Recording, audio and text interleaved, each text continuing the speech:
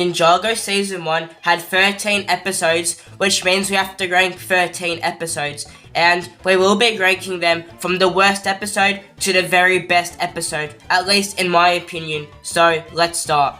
So, my least favourite episode from Season 1 has got to be Episode 8, Once Bitten, Twice Shy. This is the episode where Jay unlocks his true potential by saving Nia from a roller coaster, and also the episode that everyone learns that Nia is Samurai X. But anyway, the reason that this is my least favourite episode is because it is just pretty uneventful for the most part. At the start, Nia is teaching the ninja about a snake skeleton for whatever reason, and anyway, Nia then gets an allergic reaction from some perfume that Jay is wearing. And speaking of Jay, what is up with his hair here? After class, Jay asks his teacher, I guess, out on a date, and she says yes. He celebrates and clips his arm on the snake skeleton, which starts to turn Jay into a snake. Oh no, if only we knew a way to fix him. Anyway, in the episode, we actually get to see the realm of madness where Garmadon is living at the moment, and Wu tells Garmadon about Lloyd being kidnapped by the Serpentine. Speaking of the Serpentine, they go to Mega Monster Amusement Park to get a Fang Blade, and Nia and Jay are actually having their date at a romantic restaurant there as well, and they have the biggest burgers there. Anyway, Jay is really starting to turn into a snake now, with his new tail starting to grow, and people just start hitting and attacking him because they think he's a snake. I mean, that is just pure speciesism right there. While this madness is going on, the Serpentine find the first Fang Blade, and Kai, Cole and Zane try and stop them, but Zane just ends up freezing himself and the others. Right after that, Nia tries to stop them from leaving, but gets captured. Jay then comes to save her, and Nia tells him that she is Samurai X. Nia kisses Jay, which fixes him, and he unlocks his true potential and teleports because teleportation is a form of lightning, obviously. Episode 6, The Snake King is next, and this is the first episode that Ouroboros appears in, because Pythor and Scales are digging it up at the start of the episode. There's also another first in this episode because the ninja get the ZX suits as well. The ninja then get alerted that there is something going on at the amusement park, but the samurai already dealt with it, so the ninja get upset and they make a bet that whoever finds out who the Samurai X is the Green Ninja. So then we get a montage of all of the ninja getting showed up by Samurai X, and then Kai drops off Lloyd at an arcade and finds that the Serpentine are just chilling behind it in a bus. So he grabs a sick disguise and hops on a board to Ouroboros. At Ouroboros, Pythor becomes, well, I guess, the Snake King, and the ninja realize Lloyd is gone, so they go to Ouroboros and then they get captured and fight Samurai X. And you can't tell me that they were pretending to fight the whole time. I mean, Nia was really trying to hurt them. So, once they end up escaping on the Samurai X mech, it crashes down and Kai and Nia land somewhere, and Jay, Cole and Zane land somewhere else. And Kai learns that Nia is the samurai and promises that he won't tell the others, but he almost lets it slip at the very end of the episode. Episode 9, The Royal Blacksmiths, is a surprisingly kind of fun episode where we get to see some of Cole's backstory with his dad and how he becomes out to his dad as a ninja. This episode also has a cool reference to Clutch Powers, which I really like. We also see the Kraglings in this episode, and I believe this was the last time we saw them until Season 1 of Dragons Rising. So, in this episode, it starts off with Lloyd being forced to go through booby traps to get a Fang Blade, which actually wasn't even there because it is actually in the Blade Cup, and I just want to know how in the world did that end up in there. So now the ninja pretend they are dancers and go to Cole's dad's house for some lessons, and it must be pretty obvious to Cole's dad that they aren't actually dancers. Anyway, they practice for a little bit and go to the show where Cole's dad gets upset when he finds out that Cole is a ninja and Zane has butterflies in his stomach. Like, how did he did he eat butterflies or something? Before I talk about their performance, I just wanted to say that Pythor has been sitting right next to the Blade Cup the entire time. Why on earth doesn't he just take it? It'll just be so easy. So back to the ninja. During their performance, they fight the Serpentine and Cole successfully attempts the triple tiger sachet. So Cole's dad gets very proud of him and gets crushed by some stuff. Cole unlocks his true potential. The very first episode, Rise of the Snakes, is next up, and I actually covered this episode in this video here, so I'll actually just be playing that. So if you have already seen this video and you don't want to see this part, just skip to this time right here.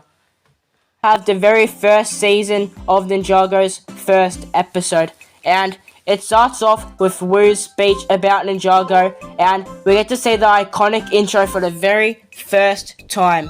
Anyway, the ninja play what I believe is a Ninjago Battles video game right before Wu gives them a lecture and Cole uses Kai's voice. Train tomorrow. Anyway, they have to end up leaving because Jumonikai village is getting attacked. Anyway, they then clumsily run to their dragons and race to the village to find out that Lloyd is demanding to get diabetes.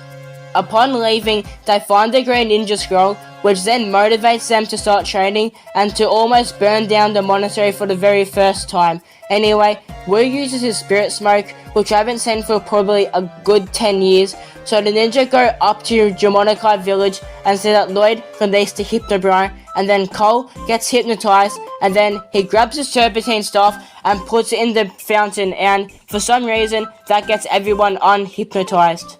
Next, episode 5, The Can of Worms, is the episode where we are graced with Pink Zane. So in this episode, Lee causes trouble by tampering with some of the ninja stuff and blaming it on the other ninjas, and this is because Wu wants to teach Ninja the destructive power of rumors. Anyway, the ninja decide to go to the Venomaru and the Constricti tombs, with Zane and Cole going to the Constricti and Jay and Kai going to the Venomaru. So to get to the Constricti tomb, they need to climb a mountain, so Zane rides Cole to get up that mountain, and then they fight Scalador. And so, with the other ninja, Kai got spit on by one of the Venomarus, and he sees elves and gingerbread people, and then when Pythor comes, he takes a sacred flute, and all of the ninja end up on a log in the middle of the toxic bogs. And apparently, getting spit on by a Venomaru allows you to predict the future, because Kai predicts that a magic rope will appear, and that is because of the Samurai X, who then, puts them to sleep. So now that all of the tombs have been opened, Pythor is trying to unite all of the tribes, and the ninja try and stop this with the destructive power of rumors. You know, from the start of the episode.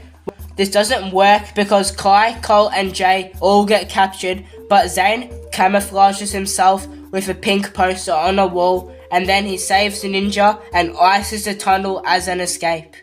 Episode 2, Home, is quite a good episode in my opinion, and it does have quite a similar opening scene. First episode, where Wu looks in the lounge area and sees no ninja, and then he looks into the training grounds and then sees them. And in the training ground, Zane is just in his own little world and starts doing some weird stuff.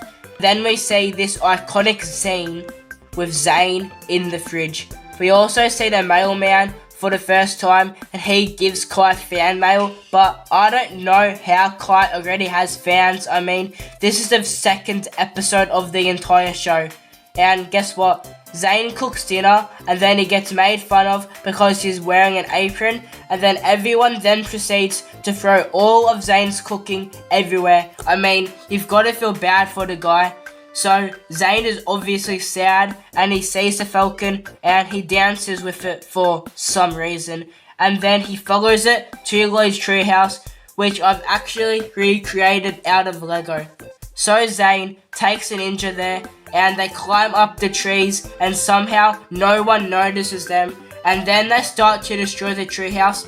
But because in the first episode, Scales hypnotized Cole, he can control him and make him attack the other ninja, but he is then saved by Wu and the flute. So then they all escape on Flame and quickly fly back to the monastery, which looks a little bit different. And I just want to know, how did the snakes manage to get to the monastery before them and burn it down and then leave, all before they get there? Anyway, Zane takes the blame and runs off, and then back with the Serpentine, Scales becomes the general, and then Zane comes back and finds the Destiny's bounty, and Zane asks Wu if he is the Green Ninja. No, you are not, Zane. Anyway, Lloyd sees them all having fun in the bounty, and he is upset.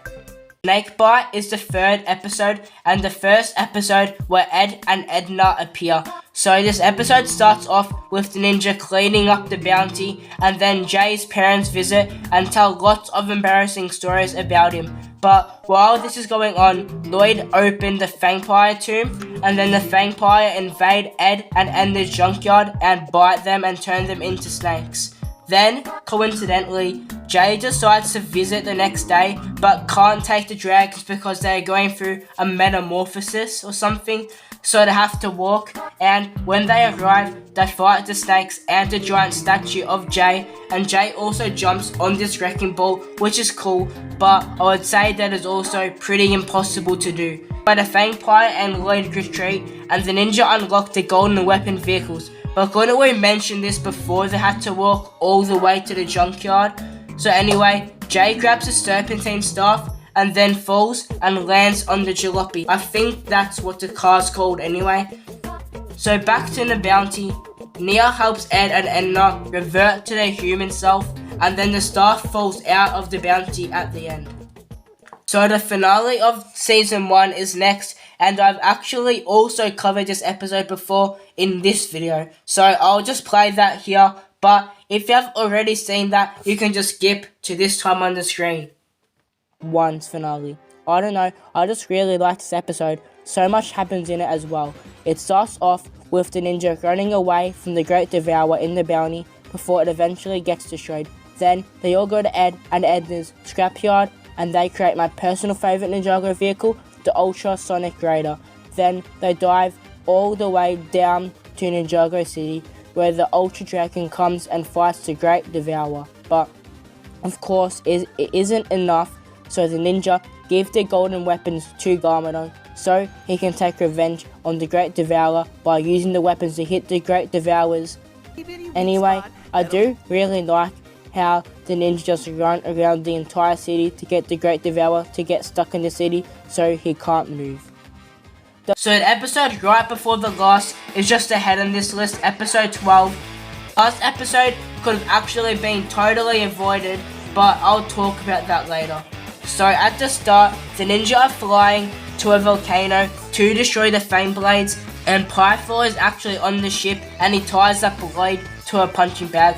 So anyway, when they arrive at the volcano, they take ages to actually throw them into the volcano. I know Wu is sad and all, but I mean, just throw them in and you can deal with Wu later. So what actually ends up happening is that the ship tilts on its side and Wu falls off, but the ninja save him and Pythor escapes and grabs all 4 Flame Blades. And while this is going on, the Serpentine hijacked the car/bus so they can get to Ouroboros, but it doesn't take too long for the ninja to catch up to them, and for the next 10 minutes or so, the ninja just fight the snakes off until it is just Pythor left, and then Wu jumps onto the carriage with Pythor on it, and then disconnects it with the one the ninja are on, but then Lloyd grabs them from the bounty and takes them to Ouroboros. But why couldn't they just use their golden weapons to get there instead? So anyway, Pythor unleashes the Great Devourer and immediately regrets it. So I'm actually really excited to talk about episode 4, Never Trust a Snake, because I am 99% sure that this is the very first Ninjago episode I ever watched. So at the start, Zane has a vision about the Green Ninja, and in training, Zane tells the others about it, which doesn't make Wu too happy because he then punishes them with a riddle. But back with the Serpentine, Lloyd is taking the Fangpire to fight the Hypnobright, but it just ends up with Lloyd being unwanted by both sides, so Lloyd escapes them and he wants to take revenge on them by unleashing the Anaconda tribe, or at least only one Anaconda, because Pythor is, well, I think you know. So then Pythor and Lloyd do the most evil of things, such as taking candy from a baby and throwing rocks at toy ships, and then taking over his boarding school for bad boys. But I guess that last one is kind of bad. So the ninja infiltrate the school, so Pythor dips but takes Lloyd's map before leaving, and since Lloyd has been such a brat the last few episodes, Wu has the ultimate punishment for him. That's right, he read him a bedtime story. I mean, to be fair, most books are boring, so it actually is quite a good punishment, but at the end of the episode, Wu ends off with telling the ninja the answer to the riddle. The best way to defeat your enemy is to make them your friend. In the third spot is a very iconic episode, TikTok. No, not that TikTok. And the reason this episode is so special is because of this, and at the very beginning, we actually kind of get a hint that Zane is a robot because he stays underwater for a very long time. Also, in this episode, Wu goes off to find Garmadon, but first tells the ninja about how the Great Devourer bit Garmadon and turned him evil. So anyway, while the ninja are in Jamonikai village, they find the falcon and chase it all the way to the icy forest until it falls and reveals itself to be a robot. And speaking of robots, a robot goes to fight Zane, but Zane defeats it. And finally, Zane finds a little tree house, except the house is inside the tree. So eventually, the others catch up with Zane and he does a little dance. So as they leave, the tree horns attack and he becomes the first to unlock his true potential. It is just such a cool episode and a very important one for the entire show at that. Episode 11, All or Nothing, is a big episode because at this point, the Serpentine have all of the Fang Blades, so it is crunch time. At the start, we have this cool / weird scene with the ninja coming out of the dark and interrogating the snake. And back at the bounty, the ninja start to train to beat the Serpentine, but only try to beat the one specific Serpentine, which just so happens to be the one that they fight at the end of the episode. So they go to the Constrictor tomb, and for some reason, Cole thinks this guy is him when it obviously isn't, and they infiltrate the Serpentine's headquarters and get captured immediately. So then the Serpentines celebrate with a sliver pit, and while they are doing that, Garmadon stayed on the ship with Lloyd and is stealing files from them, so Lloyd tells him to leave. Anyway, in the cage, Cole and Jay are playing checkers with each other, and Clyde grabs some stuff and rubs it on himself, and he starts to escape, but gets caught. Eventually, Lloyd decides to help and save the ninja, and Garmadon also helps with his skeleton army.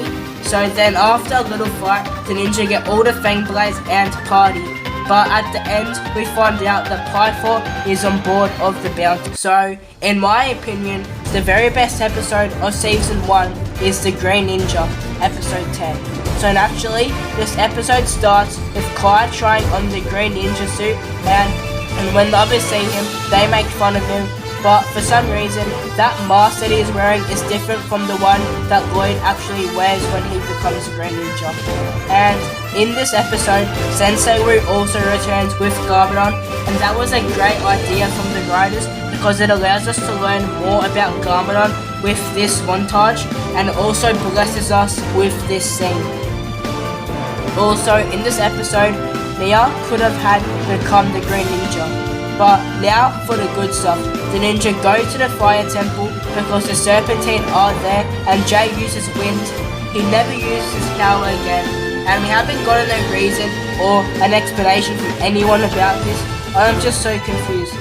Did the riders bang their heads on the wall like Clyde did and forget what Jay's element was for a bit? Anyway, the volcano starts to become unstable, so Garmadon rushes to Lloyd and succeeds for 2 seconds because he falls, and so does the Flame Blade. And now Kai has to choose which one to save, and of course he picks Lloyd because he knew that he had to unlock his true potential this episode since the others did in the last 3 episodes. And finally, Lloyd becomes the legendary Green Ninja. So that is my ranking of the season 1 episodes, and if you liked it, check out this video where I ranked every season's first episode. Just remember to skip the part where I talk about season 1 because you have just heard it here anyway. See you later, be Ninja.